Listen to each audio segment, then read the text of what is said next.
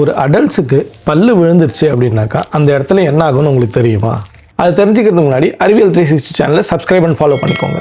Hello friends, இது இன்றோட தகவல் episode 6. ஒரு அடல்ட்டுக்கு பல்லு விழுந்துருச்சு அப்படின்னாக்கா அந்த இடத்த அப்படியே விட்டோம் அப்படின்னாக்கா நமக்கு அந்த கேப் போய் நமக்கு பக்கத்தில் இருக்கிற பல்லு மூடிக்கும். ஸோ அதனால டென்டிஸ்ட் என்ன பண்ணுவாங்க அப்படின்னாக்கா சிந்தட்டிக் மெட்டீரியலில் அந்த இடத்துல இன்சர்ட் பண்ணுவாங்க.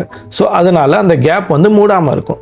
ஸோ அதுக்கப்புறமா அதுக்கு மேலே ஒரு மெட்டல் ஷீட் போட்டு ஸ்க்ரூ பண்ணுவாங்க. கொஞ்ச நாள் கழிச்சு அந்த சிந்தட்டிக் மெட்டீரியல் எலும்பு மாதிரியே செட் ஆகிடும். ஸோ செட் ஆனதுக்கு அப்புறமா அந்த இடத்துல ஒரு பெரிய இம்ப்ளான்ட்டை இன்சர்ட் பண்ணிட்டு அதுக்கு மேலே ஒரு மெட்டல் பீஸை ஸ்க்ரூ பண்ணுவாங்க.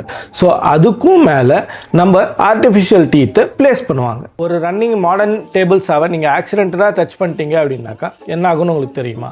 அதை தெரிஞ்சுக்கிறதுக்கு முன்னாடி நம்ம அறிவியல் 360 சேனலை சப்ஸ்கிரைப் அண்ட் ஃபாலோ பண்ணிக்கோங்க. ஹலோ பஃபின்ஸ், இது இன்றோட தகவல் எபிசோட் 7. ஒரு ரன்னிங் டேபிள் சாவை நீங்கள் ஆக்சிடென்டலாக டச் பண்ணிட்டீங்க அப்படின்னாக்கா நீங்கள் நினைக்கலாம் உங்கள் விரல் துண்டா போயிடும்னு சொல்லிட்டு. பட் எல்லா டேபிள் சாவும் அப்படி கிடையாது. மாடர்ன் டேபிள்ஸால் ஒரு மெக்கானிசம் இருக்குது. ஸோ அது வந்து உங்கள் ஃபிங்கருக்கும் உட்டுக்கும் உள்ள டிஃப்ரென்ஸை கண்டுபிடிக்க முடியும். ஸோ உங்கள் ஃபிங்கர் கிட்ட போனதுக்கு அப்புறமா ஸோ நம்ம கையில் இருக்கிற எலக்ட்ரிக்கல் சிக்னலை அதை சென்ஸ் பண்ணி உள்ளே இருக்கிற சென்சார் மூலிமா அதில் ஆக்சுவேட்டர் வச்சு அந்த மெக்கானிக்கல் ரொட்டேஷனை ஸ்டாப் பண்ணுறோம். ஸோ இதனால் நம்ம கை சேஃப் ஆகிடும். ஒரு தேனி நம்மளை கொட்டுச்சுன்னா அந்த இடம் வீங்கிடும். ஆனால் அந்த தேனிக்கு என்ன ஆகும்னு உங்களுக்கு தெரியுமா? அதை தெரிஞ்சுக்கிறதுக்கு முன்னாடி நம்ம அறிவியல் 360 சேனலை சப்ஸ்கிரைப் அண்ட் ஃபாலோ பண்ணிக்கோங்க. ஹலோ பஃபின்ஸ், இது இன்றோட தகவல் எபிசோட் 8. தேனி நம்மளை கொட்டும்போது அந்த கொடுக்கு நம்ம ஸ்கின் உள்ள போச்சு அப்படின்னாக்கா அந்த கொடுக்குள்ள நங்குரம் மாதிரி பல அமைப்புகள் இருக்கும். ஸோ அதனால் அந்த கொடுக்கு திரும்ப வெளியே வர முடியாது. ஸோ தேனி வந்து திரும்பி ரிட்டன் வெளியே பறக்கிறதுக்காக ட்ரை பண்ணி அந்த கொடுக்கை பிச்சுட்டு பறந்து போயிடும். இதனால் அந்த தேனியோட சில உடல் உறுப்புகள் இந்த கொடுக்கோடையே சேர்ந்து வெளியே வந்துடும்.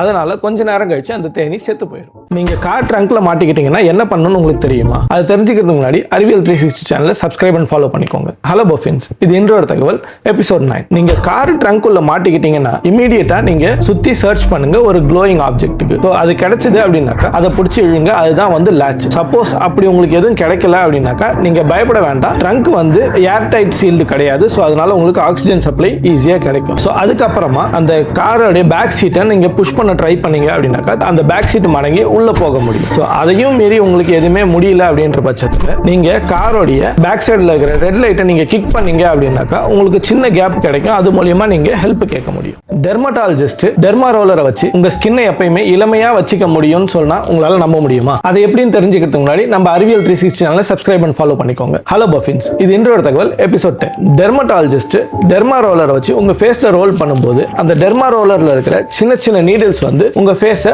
சின்ன பங்க்சர் ஆக்கும்.